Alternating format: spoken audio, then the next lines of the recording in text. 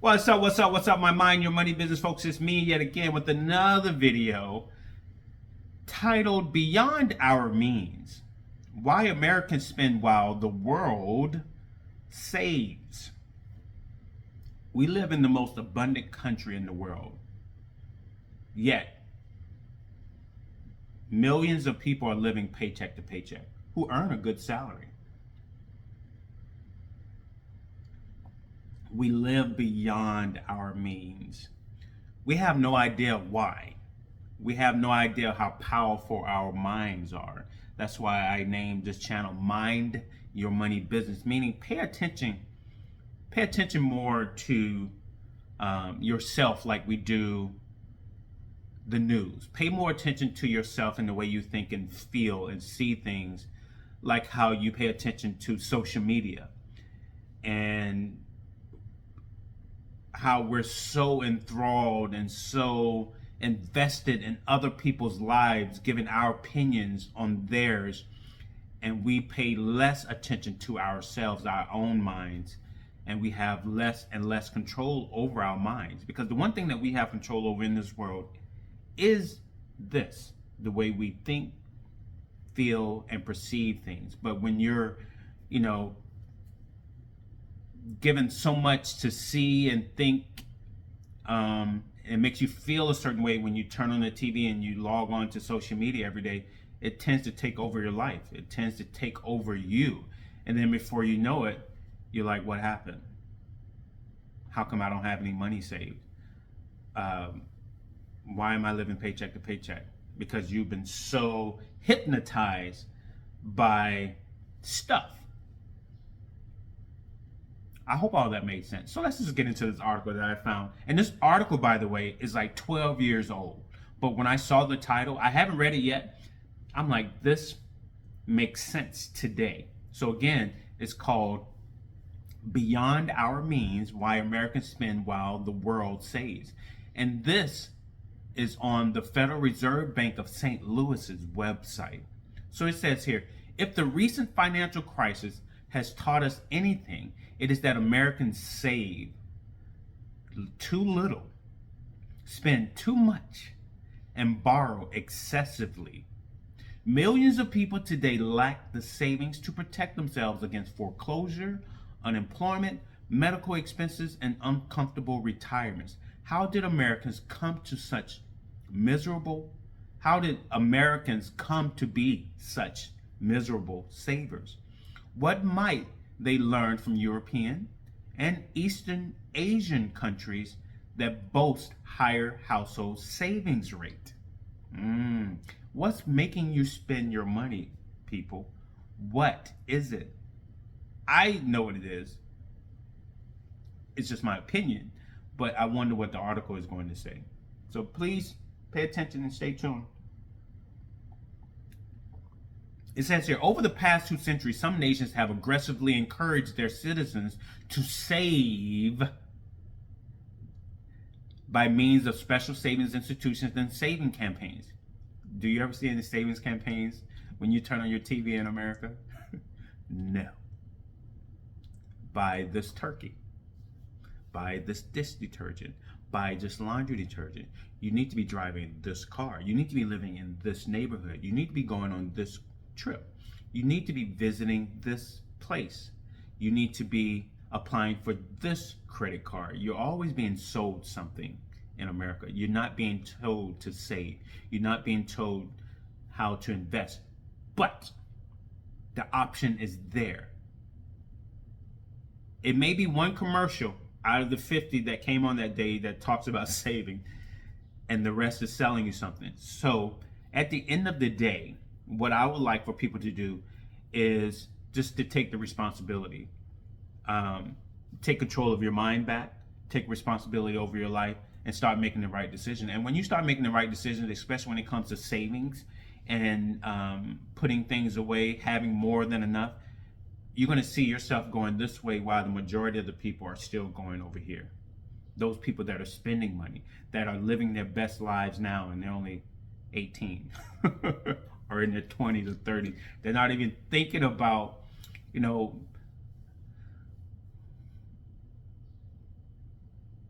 when they get older. Okay, so it says here, the resulting cultures of thrift have proven remarkably enduring in several advanced economies and challenged mainstream economic analysis of savings. Economists generally believe that households save according to universally rational calculations. People supposedly save the most in their middle years as they plan for retirement. In their middle years, as they plan for their retirements. But we're telling people to live their best life now in America. And they save the least in welfare states. In reality, continental Europeans save at high rates despite generous welfare programs and aging population. Surprisingly, Americans save little despite weaker social safety nets and a younger population. I would say this: social media has made everyone a news broadcaster over their lives. You know, now that people have control over their image and likeness, they can put out there whatever they want to make it appear as though they're possibly something they're not. It's like what the news was able to do in the past before social media, to put out a narrative about whatever, a country, a place, or people, and you believed whatever you saw. Now people with social media have that same ability. And a lot of people are, what the young people say, capping. They're lying. They don't have what they claim to have. They're not rich. They don't have a lot of money. They're living on credit cards. They're paying $700 to $1,000 a month for a car to pull into an apartment complex. So it's like people are not being totally honest, because if they were, we wouldn't be having the problems that we're having in the US. Like when COVID happened, what happened to a lot of people? They barely had any money. They were standing outside in lines, waiting for handouts. And, you know, they started giving out stipends. And then what did people do with the money that President Joe Biden gave them? Those stipends, they went out into the economy and they spent more money. They bought more TVs, they bought more clothes. But either way, it says beginning around 1800, European reformers and governments became preoccupied with creating prudent, self-reliant citizens. To encourage humble folk to save, and proponents of thrift established philanthropic savings banks that accepted small deposits and paid interest. Do you get any interest on your money in the bank in America these days? What's the interest rate? While they've taken the interest rates down to little or nothing, what you can make money in is investing into like paper assets, like the stock market, where if you were investing into the S&P 500 this year, right? I'm gonna Google this right now, right? I have a stock called SPLG, and it tracks the S&P 500. And the S&P 500 is simply the 500 largest companies in America, right? So it has those companies within its portfolio. And currently, today, the stock closed at $70. I remember buying into the stock when it was at $50. And I want to say it was at $50 this year, right? Because I just got into it this year.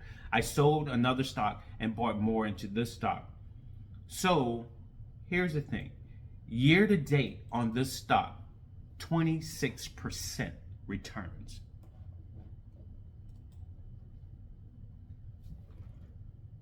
But this information isn't being pushed out like the news, like shootings, like things about politics or politicians, about relationships. You're being bombarded by stuff that really doesn't matter when it comes to your life and being able to take care of yourself and your family, right? But things like this is not being talked about. And normally, because people are looking for guidance, they follow whatever is being put out there. Either way, It says here later governments instituted postal savings banks that enabled small savers to open state guaranteed accounts at the nearby post office. Officials also created school savings banks designed to teach habits of thrift to future adults. Japan too adopted and improved European savings institutions. The Japanese postal savings system is today the world's largest bank. But this was back in 2012, right? Countries soon regarded thrift as not simply good for the soul, but as a matter of national survival. In the two world wars, the warring nations ran massive savings campaigns. World War II ended in 1945, but savings campaigns did not. From London to Tokyo, campaigns exhorted people to keep on saving to finance recovery. Like my thing, and what I always tell myself, I am not going to wait until something catastrophic happens in my life before I make the decision to do what needs to be done to ensure that I'm in a better place in the coming days. Like, I don't have to wait for a catastrophe. But it seems like that's what happens. That's what needs to happen for most people. Before they can wake up, something bad has to happen. And then they're like, oh my God. Like COVID. And people realized they had no money saved. They had 6-figure jobs, but no savings because they were partying every day. They know nothing about budgeting. That's why I listen to Dave Ramsey. Okay, also it says, thereafter enduring cultures of thrift continued to restrain the expansion of consumer credit. More recently, states in the rest of Asia, including China, emulated the Japanese model of mobilizing savings to refinance economic growth. How does the United States fit into the global history of savings? Rather uncomfortably. At times, America encouraged savings as much as Europeans and Japanese. Savings banks sprang up after 1800, followed by building and loan associations, yet these institutions remained confined to the Northeast, Midwest, and Pacific coasts. The vast majority of Americans in the South and West lacked a basic savings account 100 years ago. 100 years ago. Likewise, school savings banks thrived in some places but failed to reach many American school children.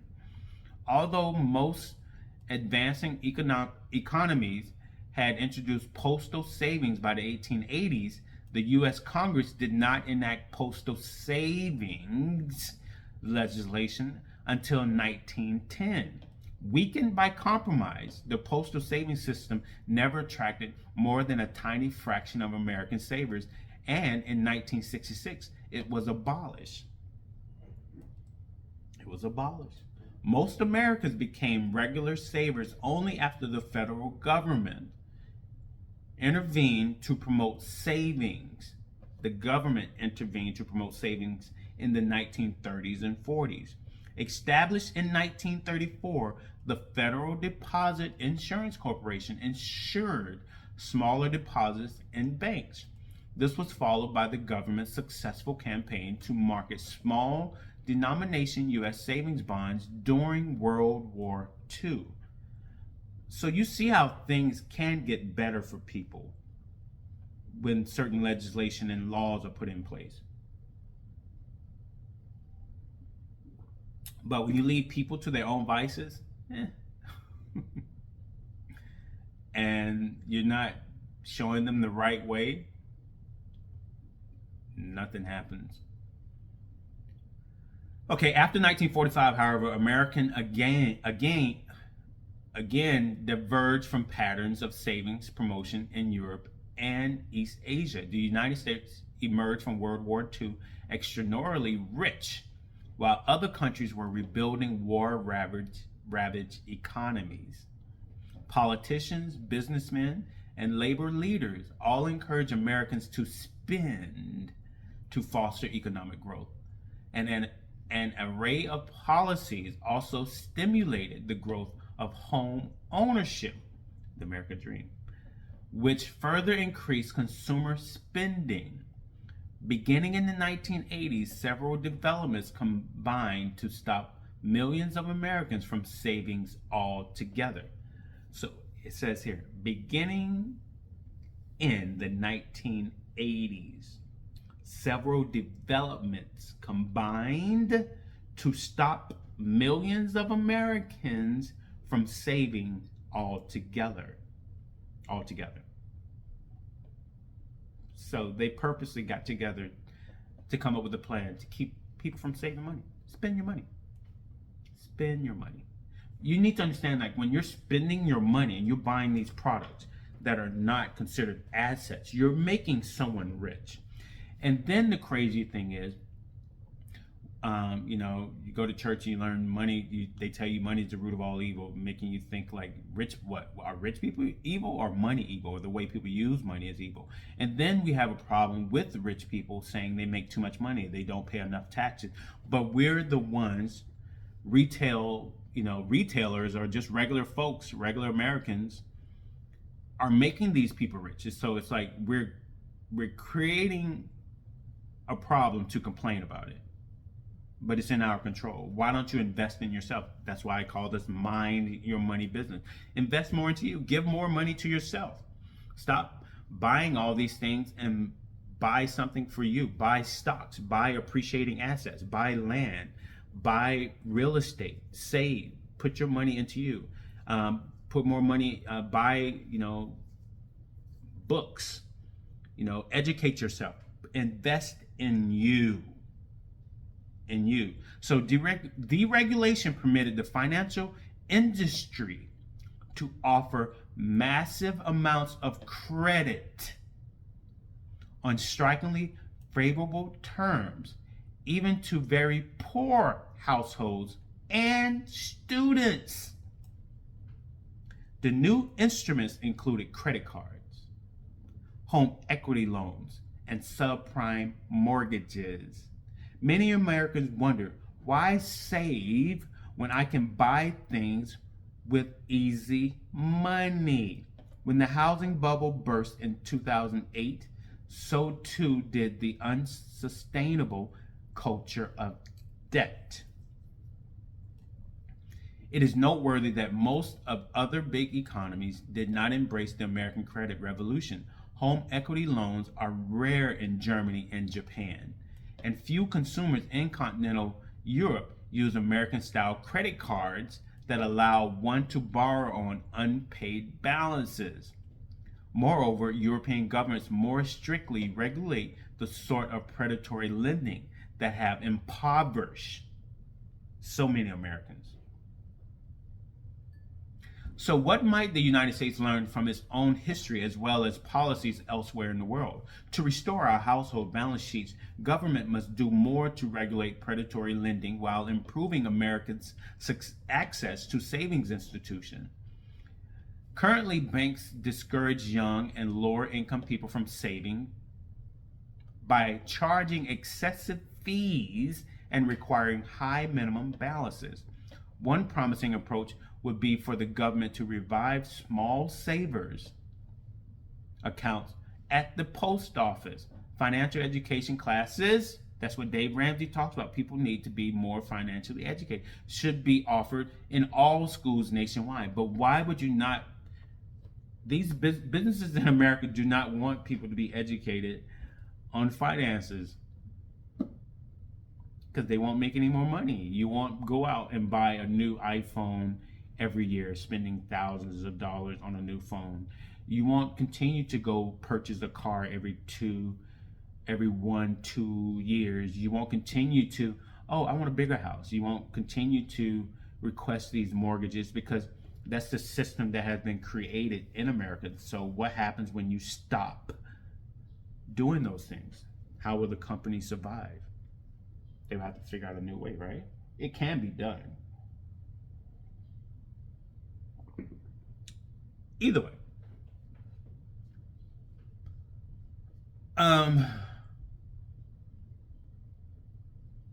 One promising approach would be for government to provide, I said that already, both financial education could also be offered in schools nationwide.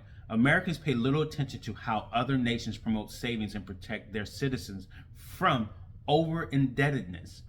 This may be the time to start. Wow. And yeah, this is it. That's the article. We live in beyond our means, people. I mean, listening to Dave Ramsey, he says oftentimes we need to start living below our means because we live in a great country. We make great income, where we're just not making smart decisions with our income and with our money because we don't understand how we're being controlled and manipulated to buy certain things. But at the end of the day, you can't blame media. You can't blame advertisers that are selling you these things because you make the decision to purchase. You signed the dotted line, you signed up for that credit card, you signed up for that payday loan, you signed up for that mortgage, you signed up for that car. But then I see people's emotions being manipulated because they're not doing so great in life. And then you have politicians that are saying, hey, this person or this individual or this group is the problem, or this religion is the problem. That's why you don't have what you need, or you're not where you should be in life. And we latch on to that, because I did for a long time. I used to latch on to, this is the reason why I'm not ahead, or this is the reason why so many other people are doing bad. And then I just kept searching and searching. Then I started realizing, no, I don't have what I have because of me currently. I can't change the past, so I'm only speaking about today. So me as an individual thinker, I started realizing I needed to step back, start observing things more often, continue to read and learn, and then make moves. And then I realized I need to take responsibility over my life, because at the end of the day, it's my life, right? And I have that freedom to do so currently. And I started making different decisions. I started listening to Dave Ramsey. He became a mentor of mine. I've never met the guy, but I listened to him faithfully. Starting, around August of 2018, I started learning more information. I started ordering more books. And so I now see things differently. And also I remember reading a book, and it says, for a very long time, when we grow up in bad situations, as a child, you have no control over your life. But then at the age of 12, the psychologist said, at the age of 12, most humans know right from wrong. But if your situation has been bad, or you've been abused as a child, neglected, even knowing right from wrong at the age of 12, moving past that age and growing up, you tend to continue making bad decisions based upon what you've dealt with in life. And we still, and you can still maneuver, see life from that point of view, not growing up and not taking responsibility over your life and remaining in that victim mindset. Because you are a victim, that's the reason why you don't have what you have. You're not loved the way that you need to be loved. Not realizing that, no, you're making those decisions now as an adult. As a child, you had no control.